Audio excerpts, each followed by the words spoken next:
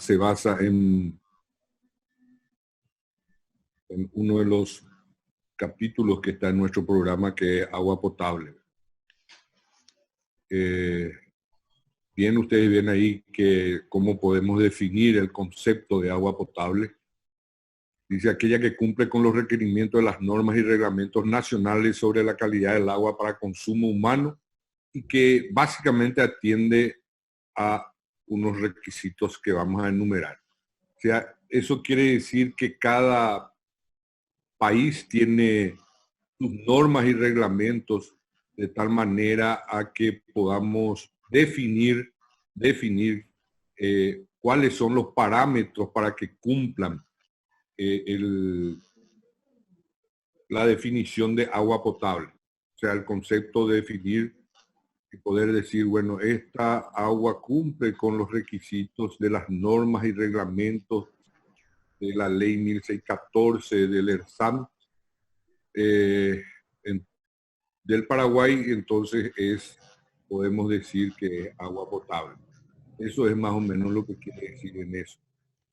Pero conceptualmente esa agua potable tiene que estar libre de microorganismos que no puedan causar enfermedades, compuestos nocivos a la salud, aceptable para el consumo, con bajo contenido de color, gusto y olor. Siempre habíamos visto en el colegio, siempre nos decían el agua debe ser incolora, inodora e insípida, y más o menos esos son los conceptos que se manejan, además de los requerimientos físico-químicos y bacteriológicos que están dentro de las normas y reglamentos de cada país. Ok, Gloria, la siguiente lámina.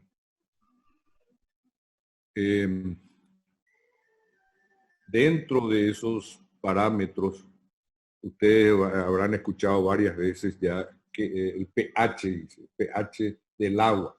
pH es un concepto del potencial de hidrógeno que puede tener cualquier sustancia, no precisamente el agua, sino cualquier sustancia se mide su potencial de hidrógeno y se le dice pH. En el agua define lo que es el agua básica y también el agua ácida. Entonces,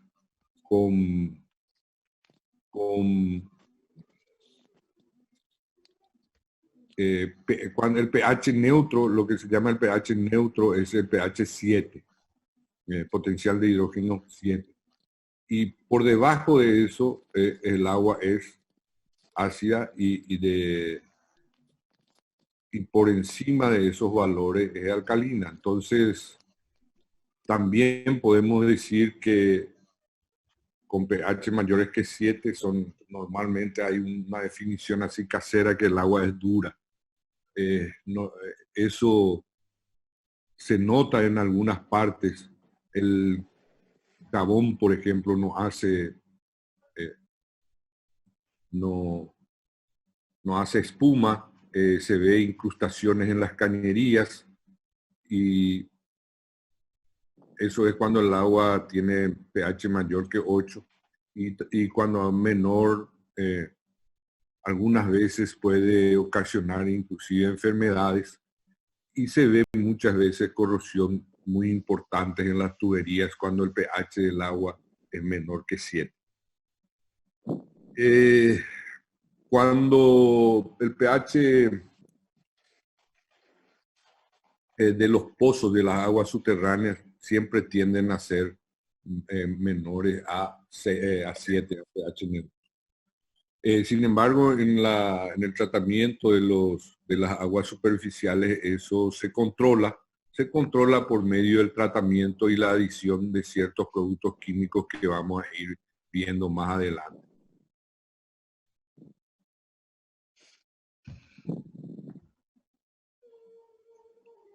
Como ya había dicho, el agua de consumo humano debe cumplir ciertos estándares de calidad establecidas por las normas que en cada país.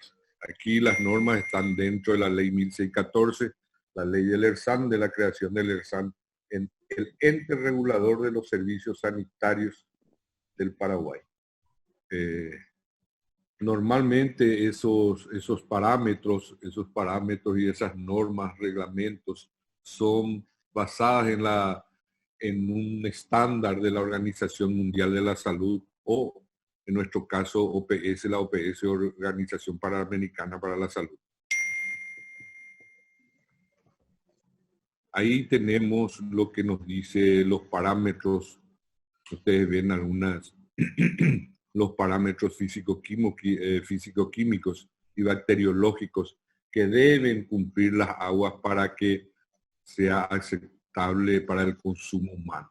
Fíjense que coliformes, por ejemplo, esos son bacteriológicos, no puede tener ninguna, cero, tiene que tener coliformes totales, coliformes termotolerantes también, en diferentes medidas, y bacterias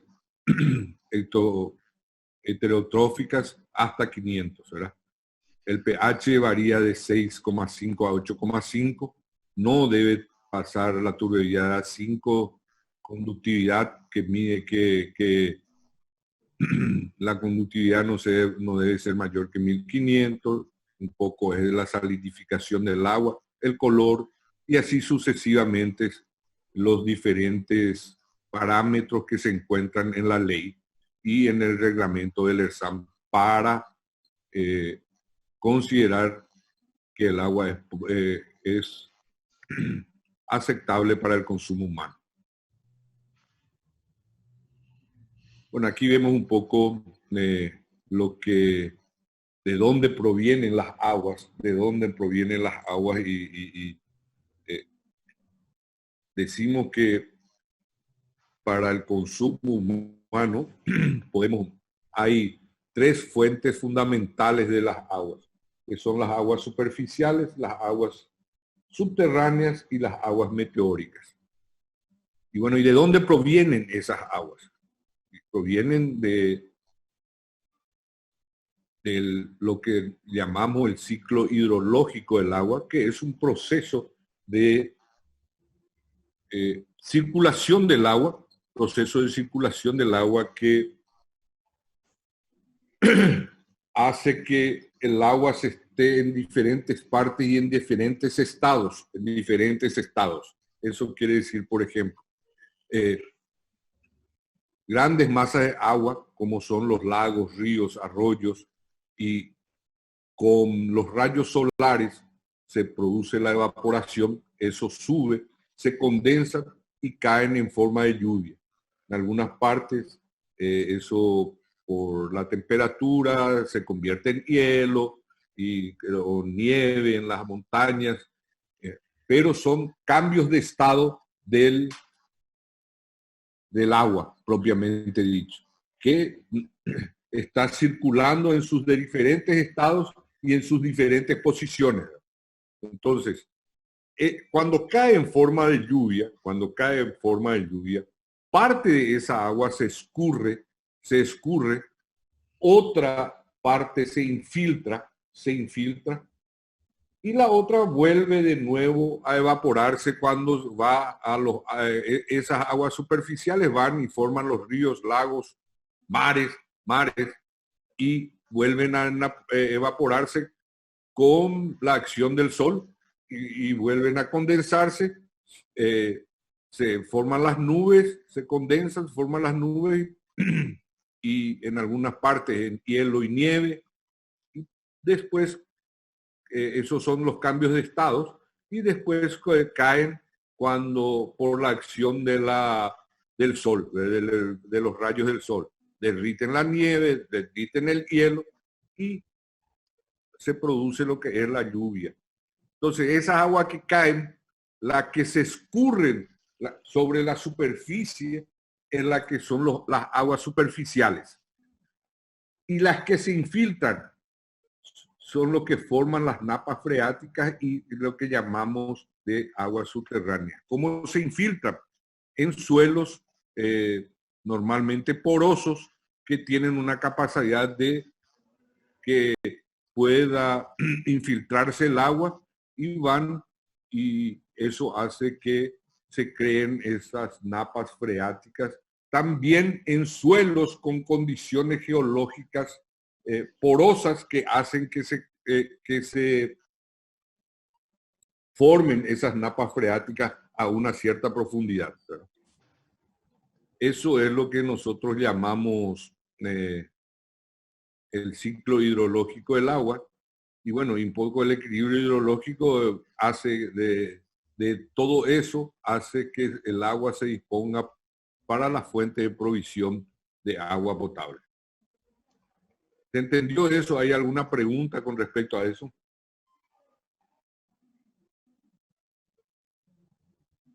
Creo que no, profe, se entiende. Ok, Se entendió bueno. muy bien, profe. Ok, entonces ahí ya vamos a entrar en, ya definimos entonces las diferentes fuentes de dónde pueden, cuáles son las diferentes fuentes de agua de provisión, posible provisión de agua potable. Las aguas superficiales, las aguas subterráneas y las aguas meteóricas. Ok.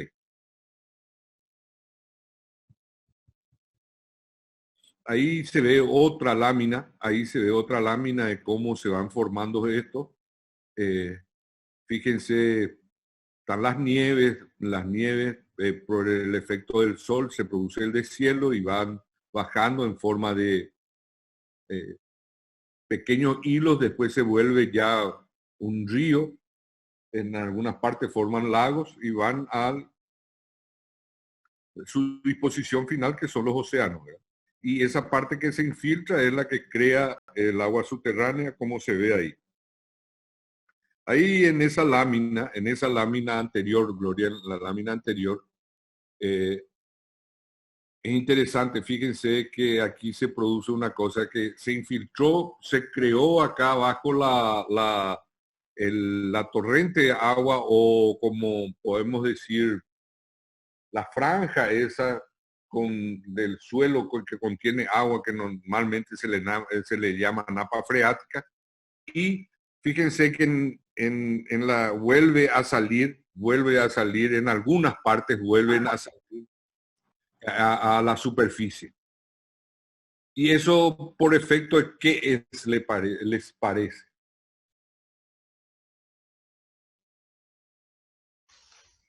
¿Solamente por esa depresión que se ve ahí o por qué?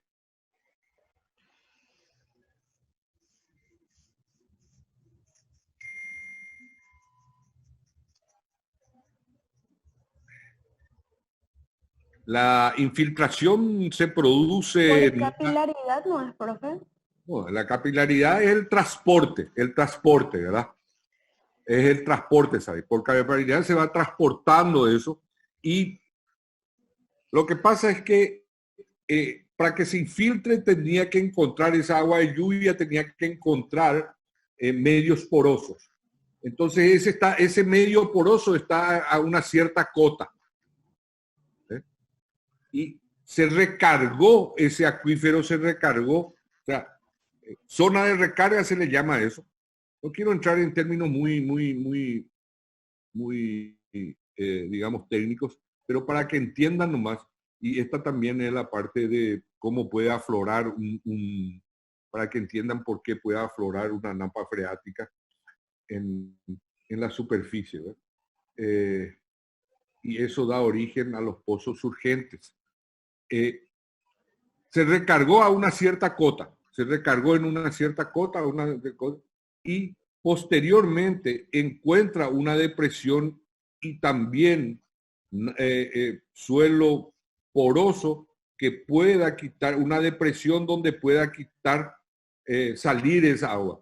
¿Por qué sale? Porque la recarga, la zona de recarga está a mayor cota que esa donde puede salir.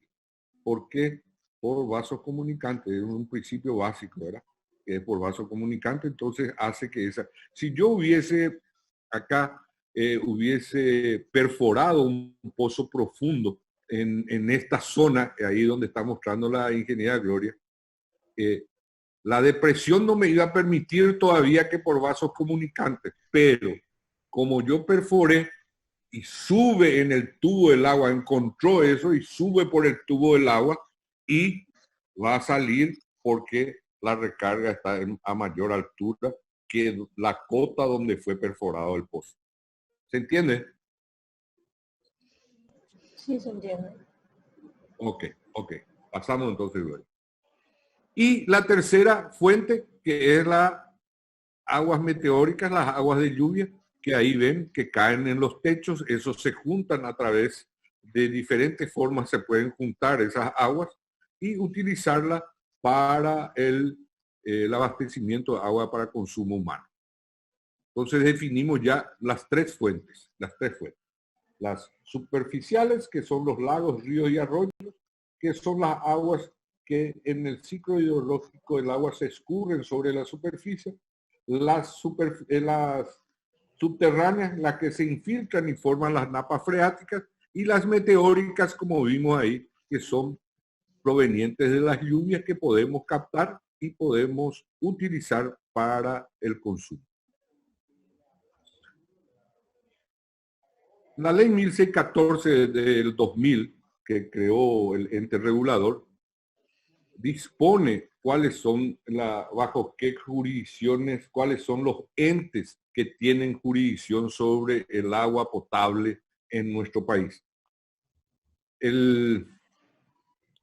La empresa de servicios sanitarios del Paraguay, que es una empresa, sociedad anónima, pero con mayoría absoluta del Estado, y prácticamente se convierte otra vez en una empresa estatal, porque tiene el Estado paraguayo a través de la Procuraduría General de la República, tiene el 99% de su acción y el 1% tiene el ferrocarril. El ferrocarril también es una entidad estatal, entonces se convierte prácticamente en un ente del Estado.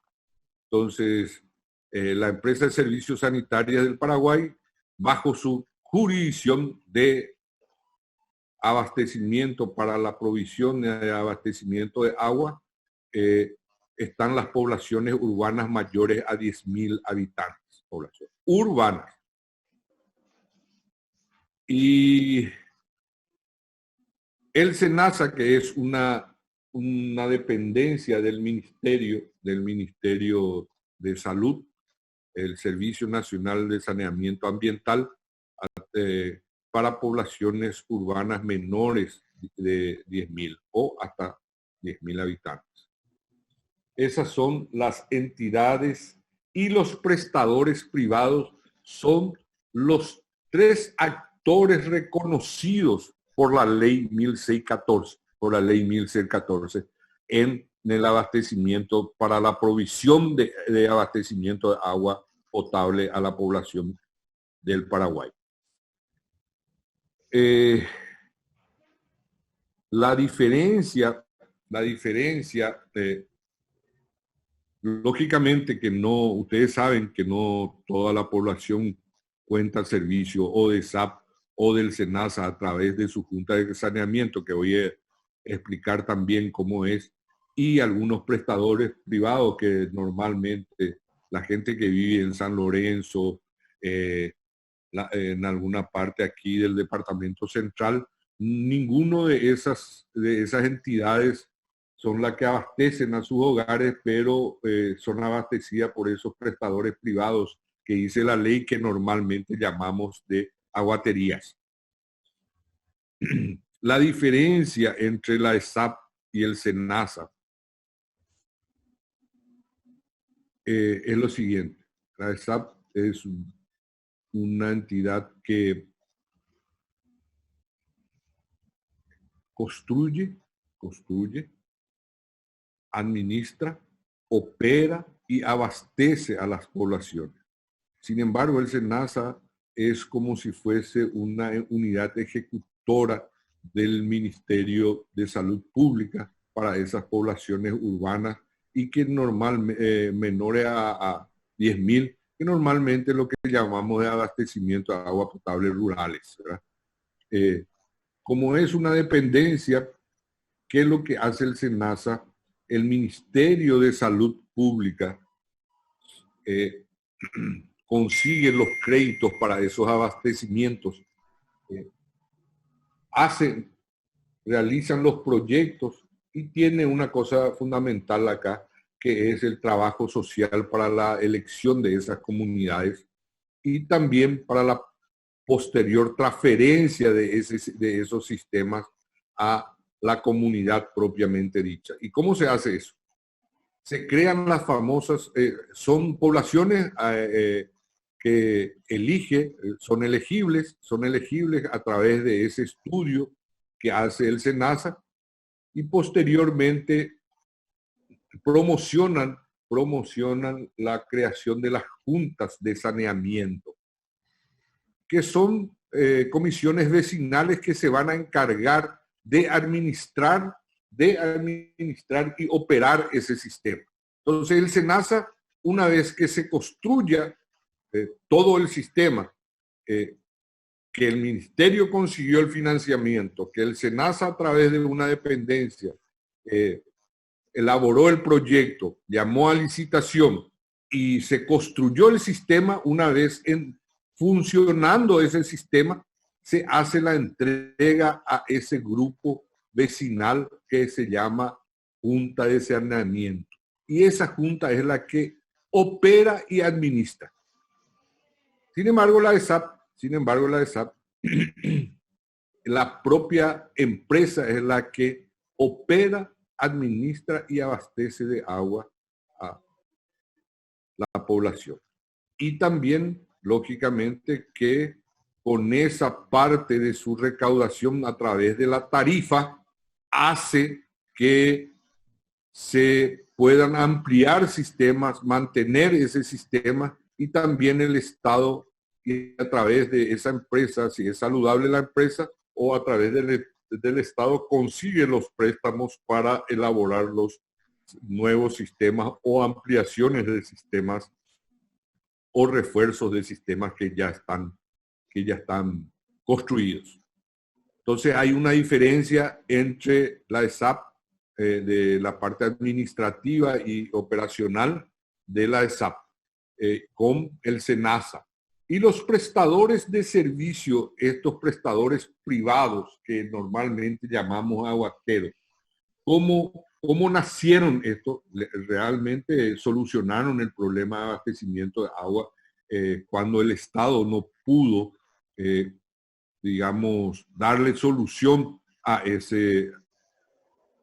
esos lugares. Aparecieron estos prestadores privados, pequeñas empresas que crearon pequeños sistemas para abastecer a algunos barrios, sobre todo del departamento central y también, porque no en el interior del país hay muchos prestadores. Creo que hoy en la actualidad hay casi 4.000 prestadores privados de servicio, ¿verdad? Entre prestadores privados y juntas de saneamiento. O sea, cuando, como dije, el Estado no pudo dar respuesta a un barrio que no tenía agua, aparecieron estos pequeños empresarios que hicieron pequeños sistemas y a través de las tarifas va recuperando su inversión y se quedaron con esa empresa abastecedora de agua. Esos son los prestadores privados. Profe, una consulta. La ERSAN es la encargada de vigilar, por así decir, que todas las leyes, que la SAP, la SENASA y los prestadores privados cumplan todas las leyes. La ERSAN. Sí, o sea, la ERSAN es el ente regulador, el que regula la prestación de servicios, en este caso de agua potable. También regula el alcantarillado sanitario, pero ahora estamos hablando del agua. Entonces el ERSAN es la entidad que regula a estas tres prestadores de servicio. Su pregunta es correcta. O sea, ella es la que tiene que vigilar, controlar y hacer cumplir que estos prestadores de servicio cumplan con los reglamentos y normas para la provisión de agua potable. ¿Ok? Sí, gracias, profe. Muy bien. La siguiente lámina. Bueno, También hay un concepto de la Organización Panamericana de la Salud que es la fuente de aguas mejoradas de consumo humano, no precisamente las abastecidas por plantas de tratamiento o sistemas a través de redes. También pueden ser grifos o fuentes públicas.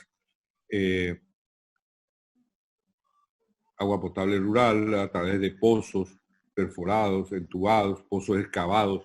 Los pozos someros, pero con una buena cobertura que no dejen infiltrar el agua superficial. Eso ya también está dentro de lo que se puede decir fuentes mejoradas de agua, ¿verdad?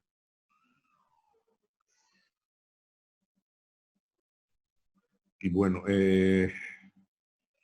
eso un poco es con respecto al agua mejorada, ¿verdad? El índice de cobertura de agua potable a través de redes de distribución, porque no entra aquí el agua mejorada, porque puede ser un sistema individual con un pozo somero, pero con esas protecciones ambientales y sanitarias que tengan, que se consideran ya también agua mejorada, pero en este porcentaje no entra eso. El índice de cobertura actual es aproximadamente el 65% del total de la población tiene cobertura de agua potable. El agua, la ESAT llega a un 80% de la población en áreas urbanas y en las poblaciones rurales llegamos al 49%. Ok. Ahí poco se ve todo como esto es resultado de una encuesta que se hizo sobre el acceso que se tiene al agua potable de toda la población paraguaya. No quiero entrar en esto, en detalle en esto, sino que ver nomás cómo se trabaja también. Bueno, por ley, entonces, hay diferentes instituciones involucradas acá en el tema de agua, ¿verdad? Y lastimosamente ustedes ven que la ley 1614, que creada en el 2000, solamente por la ley hay 3 posibles prestadores. Dijimos ESAP, SENASA y los prestadores privados. Sin embargo, acá hay una heterogeneidad de prestadores de servicio o financiadores del tema de agua.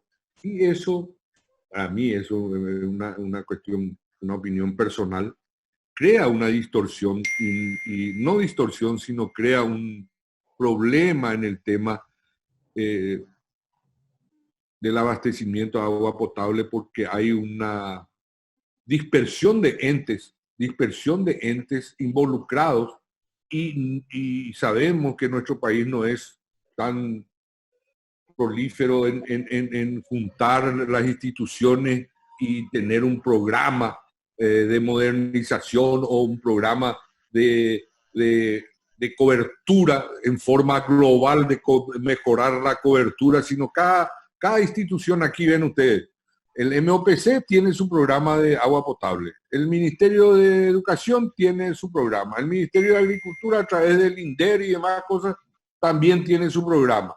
Tanto las entidades binacionales y Itapúya, Ciretá, ustedes van a ver por todo el interior que van a encontrar tanques y dicen sistema y van a ver logo de Itaipú o de Yacinetá por ello. Los propios municipios y las propias gobernaciones, hay gobernaciones inclusive que tienen su departamento de agua y tienen máquinas para perforar pozos. También está la Senavitat, la Secretaría de Acción Social y la ONG que pululan por ahí. Entonces hay una versatilidad de instituciones que no están dentro de la ley, pero están involucrados y nunca se trabaja en conjunto y los resultados nunca son buenos. Seguimos con coberturas bajas y seguramente se gasta mucho dinero a través de todo esto. Si se hubiese llevado a un ente, a un solo ente, todo ese dinero y ese ente, digamos, el que haga la política o desarrolle una política de agua potable y saneamiento en nuestro país y encare en zonas donde realmente se necesita y no así sin ningún estudio previo. Muchas veces hay sistemas aquí al lado y ahí se construye otro sistema porque este vecino, digamos así, por un poblaciones rurales que no se entienden entre uno y otro, entonces van y piden a la gobernación, no, nosotros queremos nuestro sistema porque tal barrio nomás también tiene, nosotros también queremos. Entonces muchas veces se aprovechan los tiempos políticos y construyen y hay una diversificación y no se llega al resultado esperado, de mejorar nuestra cobertura de agua potable, ¿verdad? Como digo, esto es una opinión personal, puede haber gente que diga lo contrario, pero como a mi parecer esto, yo soy una persona que hace rato estoy involucrado en el sector agua y saneamiento, inclusive ya creo que en el 2003, una cosa así. No quiero decir porque si no ustedes van a decir que ya soy muy viejo. Había presentado en un congreso regional la propuesta que el Paraguay cree un ente rector, no regulador. Regulador ya tenemos, que es el ERSAM. Un ente rector del sector agua potable y saneamiento y sea la que cree las políticas nacionales del sector agua potable y saneamiento y que haga ejecutar esas políticas. En otras palabras, cree la hoja de ruta de cómo poder mejorar nuestra cobertura de agua potable y que todo el mundo tenga agua potable en su casa, ¿no? Y esa entidad rectora distribuye, esto va a construir la ESAP, esto va a construir el SENASA, esto se va a construir a través de los empresarios privados y así sucesivamente. Y la financiación también, buscar ellos la financiación de tal manera, pero organizar el sector. Estamos desorganizados. Fíjense ahí en la lámina, cuántas entidades así rápidamente nomás dijimos que están involucrados en el sector agua. Y eso, tanta gente que nunca se trabaja conjuntamente y no tal vez haya mucho esfuerzo y el resultado no es lo esperado. Ok. Muy bien. El agua potable para llegar al consumo humano, primero se tiene que captar. Si necesita de tratamiento, se trata. Se tiene que tener una reserva. Posteriormente se distribuye y esa distribución a través de las redes van a la conexión al usuario, se produce la conexión al usuario y lógicamente que a través de esa conexión es el abastecimiento a las casas, ¿verdad? ¿Hay alguna pregunta? ¿Quieren preguntar algo con respecto a lo que dijimos? Es muy informativo, pero no podemos nosotros, técnicos del sector, no conocer estas cosas. Después van a preguntar y al terminar vamos a decir por qué es importante todo esto para la carrera de arquitectura. Muy bien. Captación. Vamos a mostrar las láminas, cómo se pueden captar, dependiendo de la fuente, cómo se captan las aguas. Fíjense ahí en el vértice superior derecho, mirando la pantalla, está la captación de un agua superficial, que puede ser un río, un arroyo, y se está captando agua. Es una estación de bombeo que tiene un pozo de succión que vamos a mostrar después en corte cómo succiona el agua de ese curso de agua y a través de bombas eso después normalmente, o sea, casi todas las aguas superficiales necesitan de tratamiento. ¿Por qué les parece que las aguas superficiales necesitan de tratamiento? Porque están muy expuestas a la contaminación. Así mismo. Como son superficiales, están expuestas a la atmósfera y todo lo que sucede todo lo que sucede, ¿verdad? O sea, un río, varias por la propia, por el propio ambiente puede tener diversas interferencias que hacen a que la potabilidad en su nacimiento de esa agua se convierta en no apta para el consumo dentro de esos parámetros que habíamos hecho debido a estar expuesto hacia la superficie.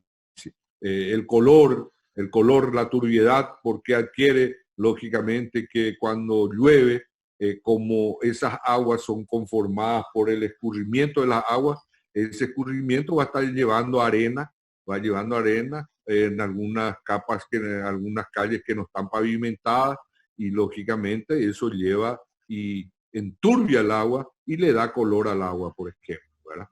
Entonces necesita el tratamiento para cumplir esos parámetros que están dentro de las normas y reglamentos para que el agua pueda ser apta para el consumo humano.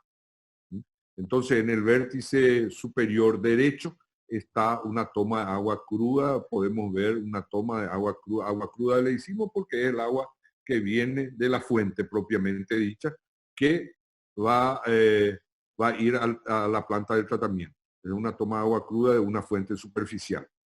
En el vértice inferior de la captación a través de pozos profundos que están extrayendo agua del pozo a través de una bomba y está saliendo a la superficie, que posteriormente va a ser distribuida cumpliendo todos los parámetros. Y en el vértice izquierdo inferior se ve la captación de las aguas meteóricas para el abastecimiento humano. Del tejado pasa por un pequeño filtro. Ese filtro descarta las primeras aguas que de un tejado que está sucio, se limpia, descarta, y el otro va a la reserva de agua, ¿verdad? O sea, al almacenamiento del agua. Y hasta las 19:30 es la primera reunión.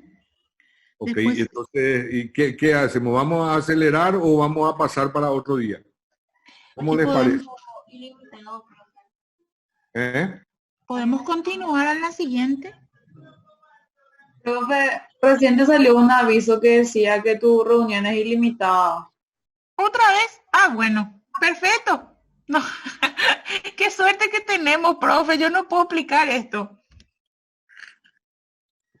Eso es porque vos estás usando el internet de tu marido, Gloria, y él tiene pagado. Bueno, continuamos entonces. Sí.